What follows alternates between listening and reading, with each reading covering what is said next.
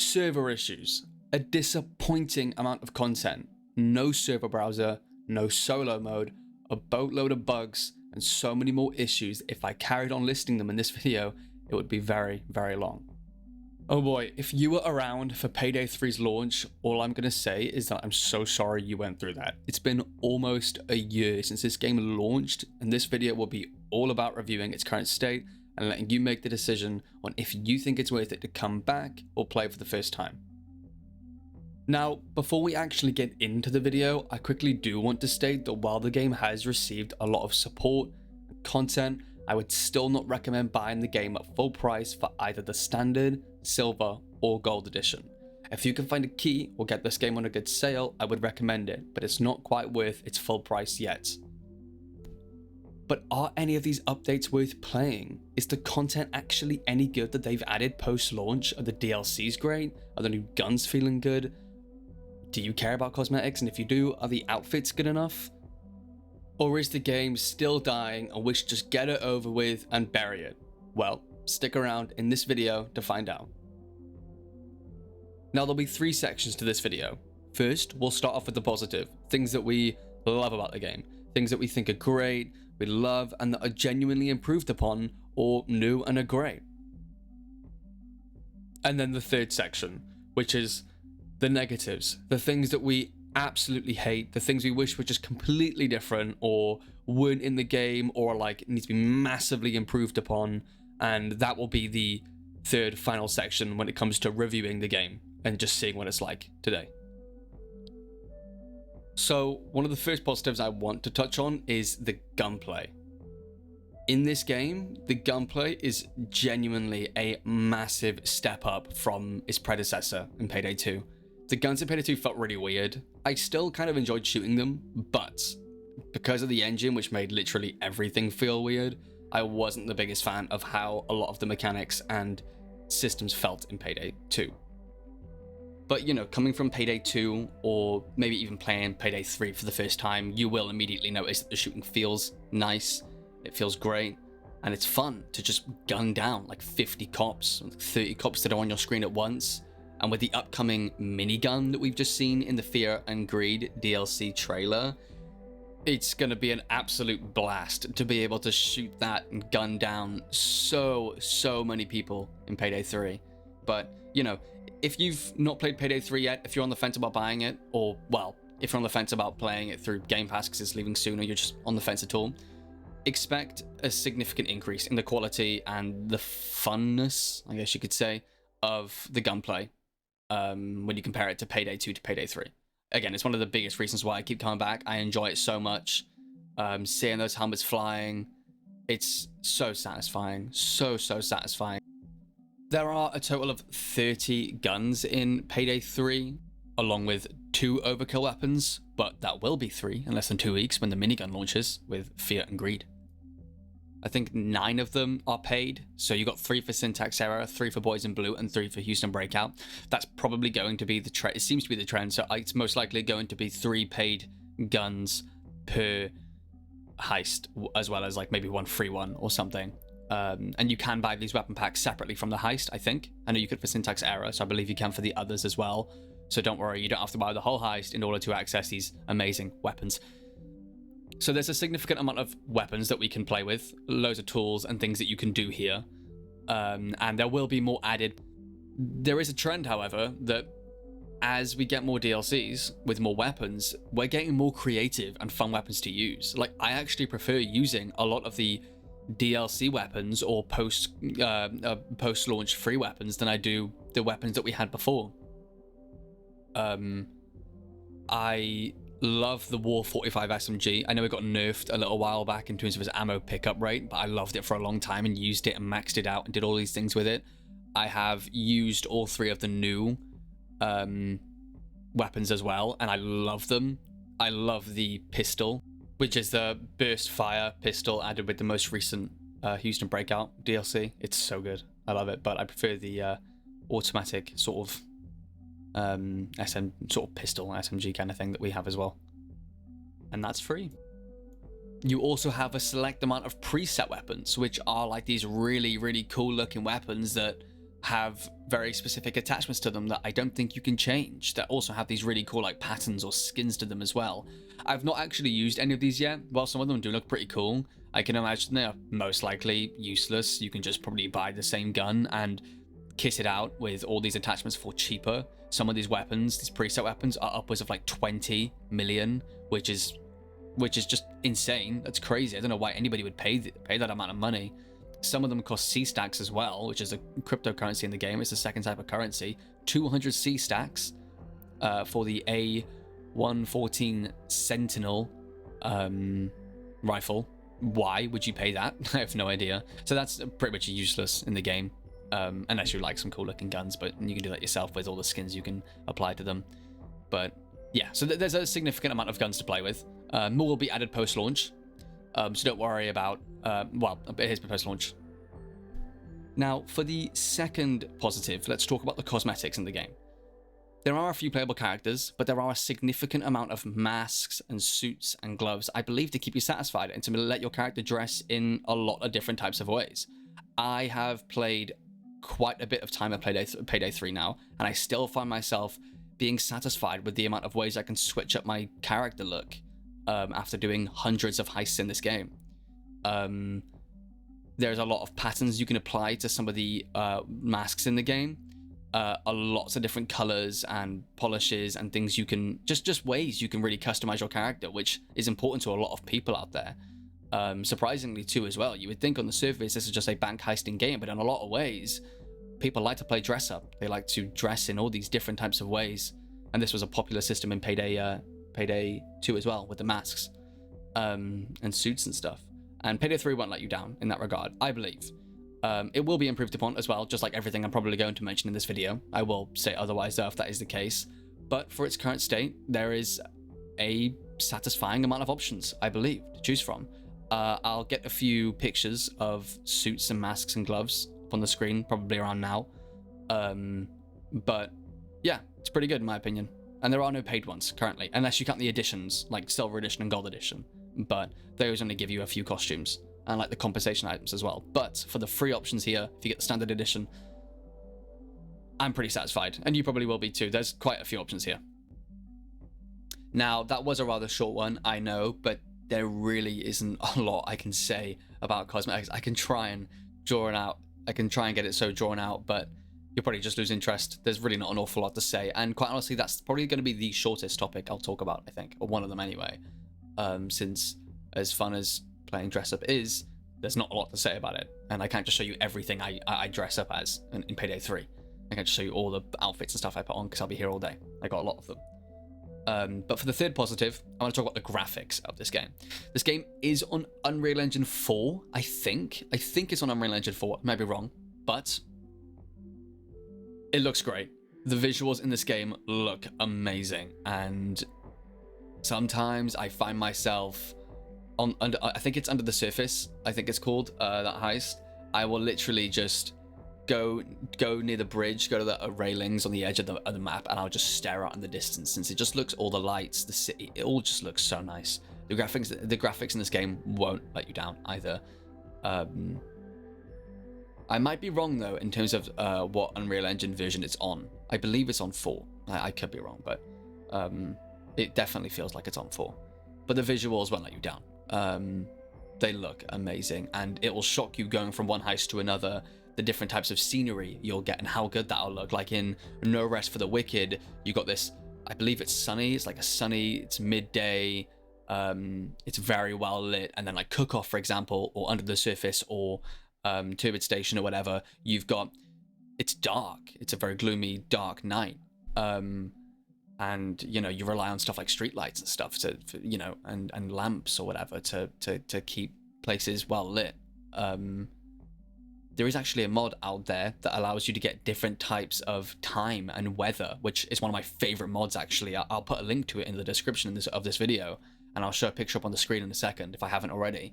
But I love to play Cook Off at daytime now, since it's so different. I'm so used to it being nighttime. I don't so much at nighttime that doing it at daytime is just also so much nicer. I prefer it at daytime because I can see more, but the map does feel like a flashbang in a lot of ways. If you look at the sun, you'll be blinded. Don't play that map at daytime, at nighttime, in your dark room.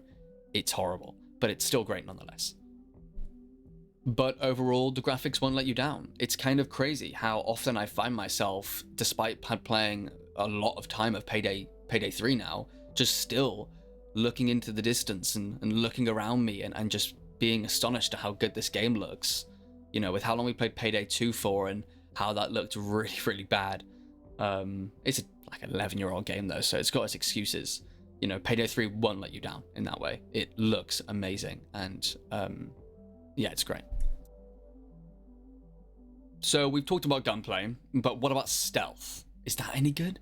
Stealth is, oh my god, stealth is amazing, and you can probably hear in my voice now how much I love it. I love Payday 2. If you're watching this video, you most likely love Payday 2 as well, or have played a lot of it. But it was flawed in a lot of ways. I don't think anybody would ever doubt that. And as fun as stealth and loud it is, the stealth didn't get the love it deserved, you know? And Payday 3 kind of brings that love back into stealth, you know? It brings so much more passion to that stealth system, a lot of stealth systems in the game. It feels way more realistic this time around, though. Way more realistic. And the things you have to do, there's so much more content now if you're doing stealth. Heists have become a lot more complicated now. In Payday 2, my go-to was using the judge, like, mini shotgun thing you could have in your hand, and really just wiping out any cop I felt was necessary, other than, of course, the pager limit. And sort of just cracking on with the heist, taking down whatever cameras, whatever. It was very simple in a way. Like, yeah, the way to do stealth in some heists were like they could be complicated. The core mechanic of stealth itself was very simple. But in Payday 3, as I've been saying, it's a lot more fleshed out, a lot more complicated than it was before. And it's a lot more thought out than it used to be, you know? This is another thing that will most likely be improved as well. But again, this is also one of those systems that have been majorly improved in Payday 3 compared to Payday 2. Both gunplay and stealth are significantly better and more fun to do and to play as, that kind of play style, compared to Payday 2.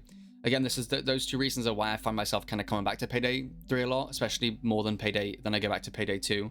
It's like, I enjoy Payday 2, I love the content that's in the game, but it's very flawed. Like, the core mechanics themselves are extremely flawed, and a lot of the times aren't fun, and are just clunky, and they're kind of a mess, and that's probably down to the engine, but, you know, stealth and combat itself in this game, along with gunplay and stealth, whatever, are just two things that are just majorly improved upon in terms of core gameplay mechanics.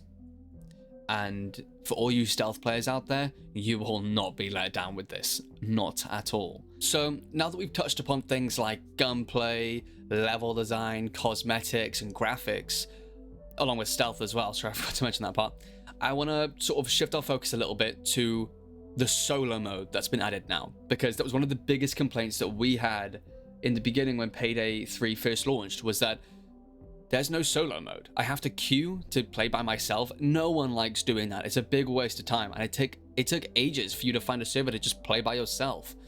But a solo mode is in the game, but it is in beta. It's great. It's all I can say. You press it, and in seconds you are pretty much in the heist, or you're already loading in. It's amazing. There's no complaints about it. You are forced to play with the bots though, which is so annoying because they suck. But other than that, it's great that there's now a solo mode. It's still not perfect though. You can't play offline at the moment. You can't skip the whole entering the server and connecting to these to the servers and then go into the solo mode. Like, you are forced to connect to them first. So if the servers still go down, you still have to wait, which is kind of annoying. I'll touch upon that in the negatives part though. But there is a solo mode, so we have begun the whole solo mode thing. It's great, and I can't wait for it to be improved upon more. So yeah, that was also kind of a short one, but there's not as much to talk about when it comes to the solo mode as well, other than there's a solo mode now, so have at it. It's amazing, it's great, it's fun to play. It does say that it decreases performance, or that it can decrease performance, because of course you're running everything locally, it's not being run from a server. But I'm not gonna lie to you, I've not seen any difference on my PC. I'm still maintaining, like, consistently over 180 or 200 FPS at max settings without any sort of DLSS rendering or anything like that at 2K. I have got a pretty good PC though, so that might be why. But I want to touch upon just two more positives, and the first one being the heists and how good they are, and if the DLC heists are any good. Since that's a question I asked at the beginning, I feel as though it should be answered here. Now, as I said earlier on, there are 14 heists in the game, 3 of which are paid. There is also a trend with the paid heists as well. I guess this is to be expected, but the paid heists are significantly better than the base ones. I have enjoyed all of them pretty much, although Syntax Error has been one that I've not played as much compared to Boys in Blue, which I love, and Houston Breakout, which is also really, really, really good. The heists are on the up now. They are going up in quality, in scale, and they are getting better, and Fear and Greed is looking incredible, and I cannot wait to actually get my hands on it and play it. But just the base heists, the free ones, are also still pretty fun. They do, however, lack a little bit of replayability because of the lack of like RNG mechanics, but I will touch upon that in the negatives section of the video as well. But you will be entertained. If you buy the game at like a discount, then you will get, like, let's say, because how I do it is for every like pound I spend or every dollar that's spent, I want 1 hour of fun. So if I've spent £30 or $30 or whatever, I want at least 30 hours of fun to make my time feel worth it. So if you've spent like 20 or 25 or, you know, however much, that's not the full price because it's not worth it yet, and maybe also bought the DLCs, you'll most likely get your money's worth. But I will touch upon the RNGs, you know, I'll touch upon the negatives of the heist in the negative section, but the heists themselves are still pretty fun. Again, they look amazing because of the graphics. And yeah, they're quite engaging and really fun to play in co-op with your friends, especially for the first time, like finding out all these heists. Like, it's a great experience with your friends, although I'm mostly a solo player, sadly. But overall, the heists are pretty fun and have a variety of objectives and a variety of locations to choose from as well, along with some classics like Cook-Off and Turbid Station, which are also really, really fun. Cook-Off is great, and it's also not an infinite bag heist anymore. I think you get a maximum of 19 bags, and then you have to extract, you have to escape, basically. But yeah, so it's safe to say that there's a heist here for everyone, especially if you're a stealth kind of guy, or, you know, a loud person. There's a stealth here there's a heist here for everybody, and this is only going to get better, and there's only going to be more of a selection as time goes on.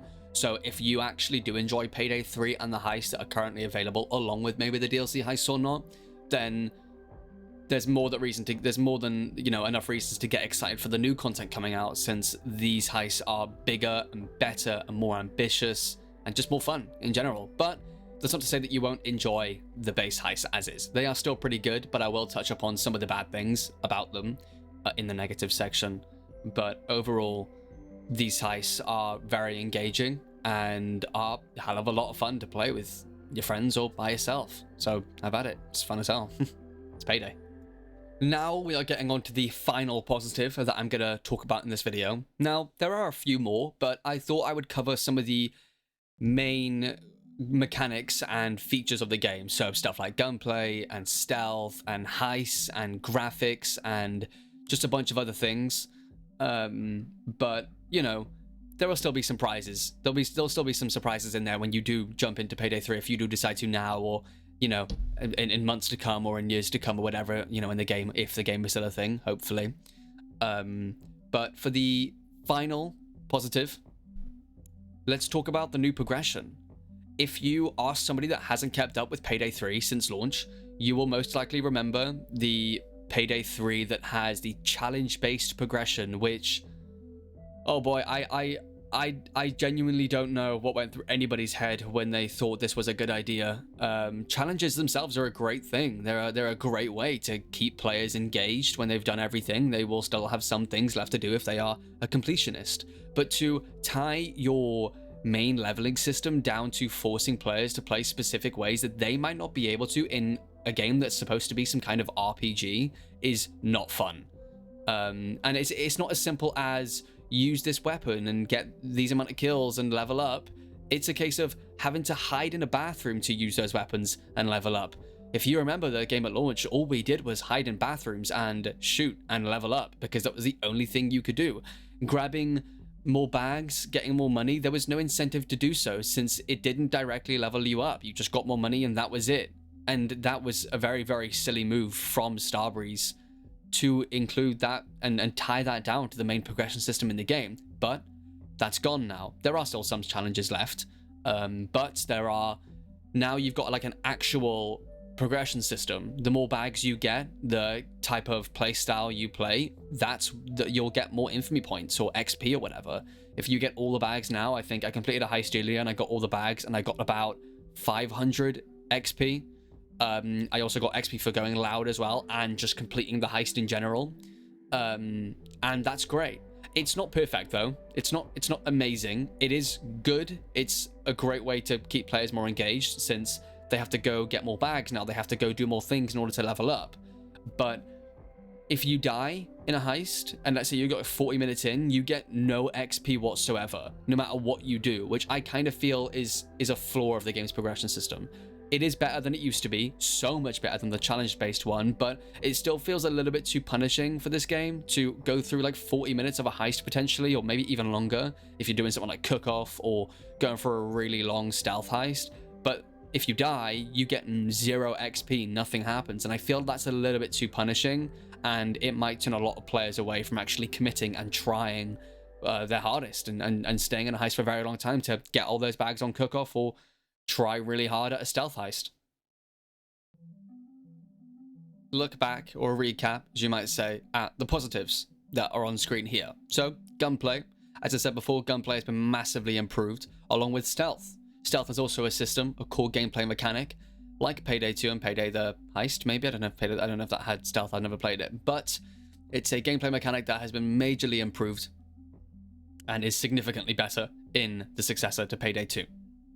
Graphics. Graphics also are a standout in this game. They look great, and it really immerses you more into the game and makes you want to be a heister even more. That is great. There is a lot of ways to customize your character, from patterns and colors to masks that you can have, to the suits and gloves that you can combine together to make a very satisfying and cool looking heister. Let's not forget the intro of the solo mode. This is also a massive thing for the community that play this game still, and for players that might be coming back. It's always very important to allow people to play the way they want to play and to not force them to be stuck in an online queue for 10-20 minutes and then have the game crash and have to do the whole thing again. But it can still be improved, and it probably will be. It's in beta right now, so expect some issues, but either way, it's still a great mode and it's a great way to get into it. Also, the new progression system. We spoke about this just a minute ago, so I won't talk about it anymore, but it is a big improvement from the challenge-based progression, and I'm looking forward to what they do with everything else in the future. So those are the positives that we have. Again, not all of them. There will be some more and some surprises that when you play or buy the game, or you might see in other videos, that you'll come across. But these are just the core gameplay mechanics and some other things that you will probably be interested in if you're looking to play or buy the game again. And we spoke about heists as well.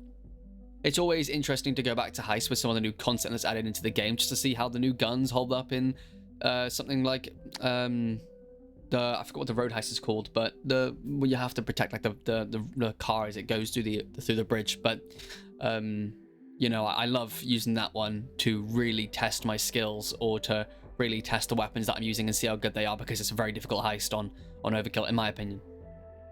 Maybe I'm just bad at the game though, I don't know.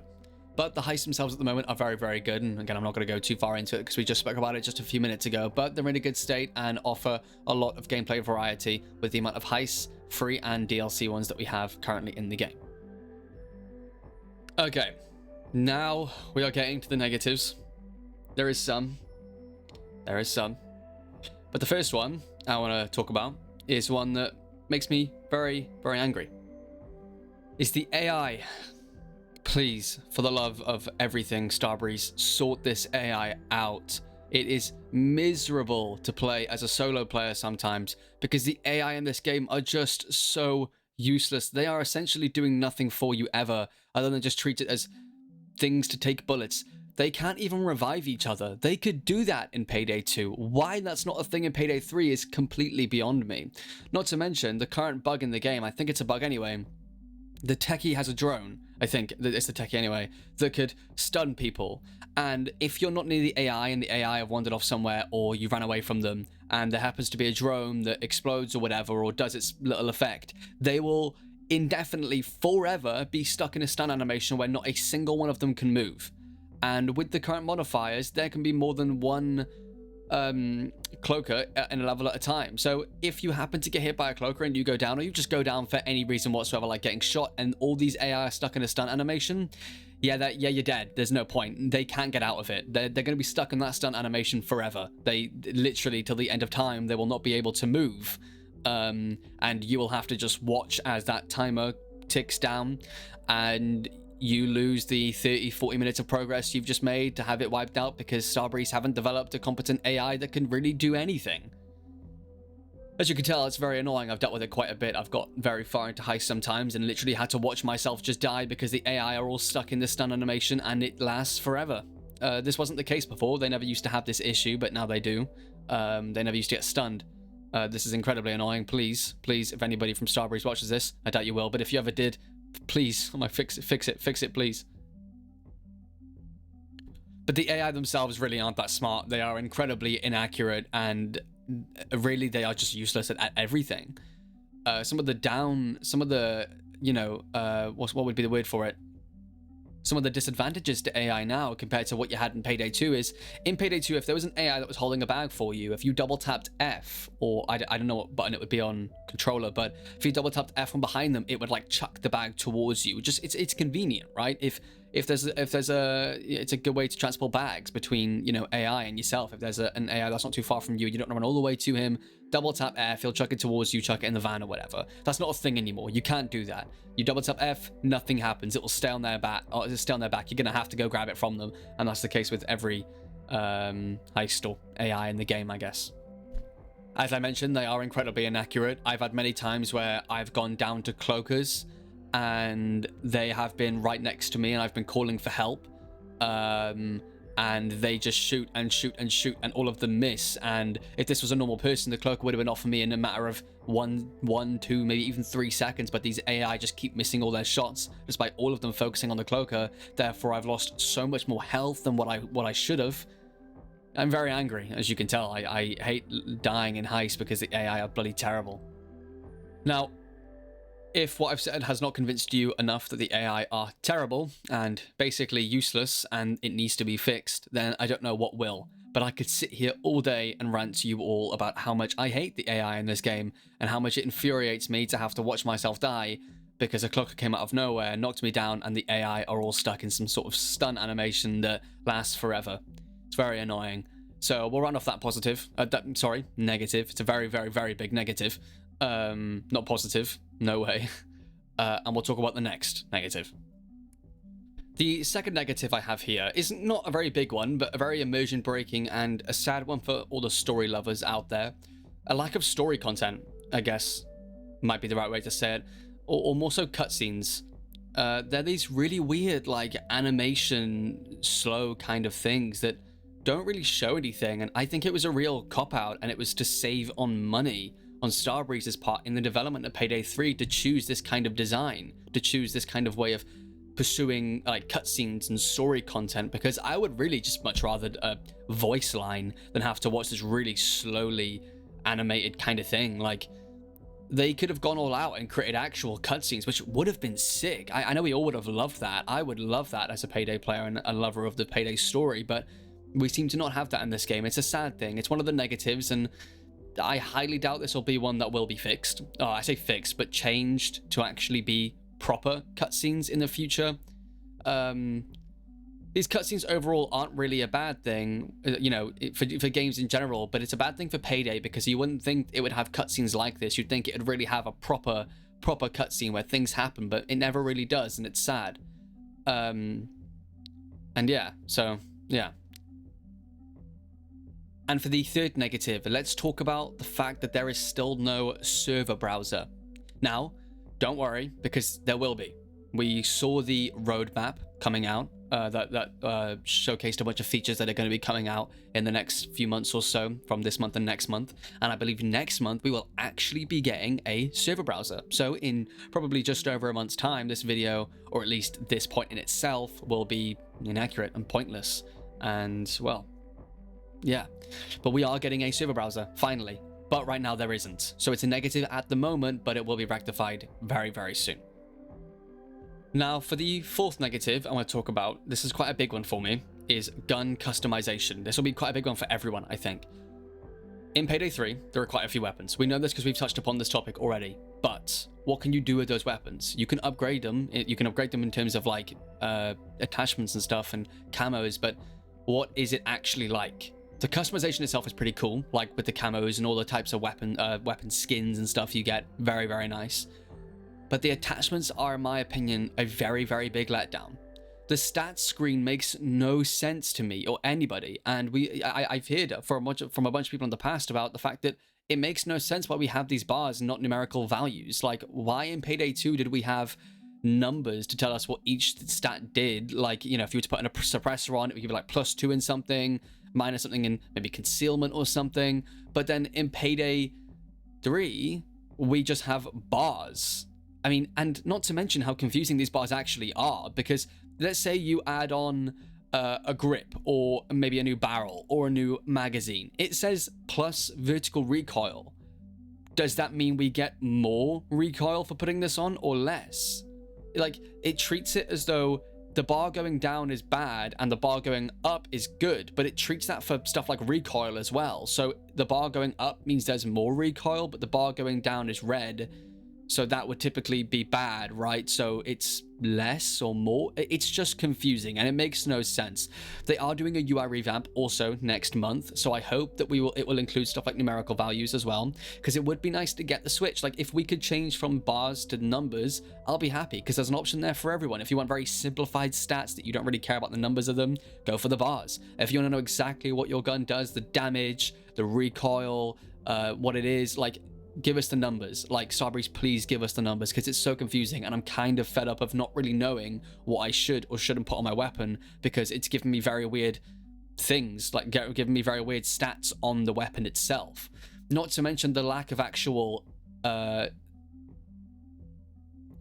unique attachments. Like, throughout most of the weapons, if you count all the assault rifles and all the SMGs, all the attachments will most likely be the exact same, albeit with like a few differences, because there might be like a scope if you've got like a big sniper or whatever, or, you know, like in like a stock for example, the new fully automatic sort of pistol SMG thing we have. There's a stock for that. So like, you won't have the exact same attachments on every single weapon, but in terms of like sights and grips and stuff like that, it's most likely the same. You're going to get the exact same throughout all of the guns in the game. And it's very sad because it lacks actual, well, customizability to these weapons. Like, you can't actually customize every single weapon to your liking, because after a while, after using a few weapons, you've more than likely already attached all these attachments to these guns before. It's nothing new to you. And again, pair that with the very confusing stats, you're kind of like, what am I doing? What's going on? So there'll be two more negatives to talk about.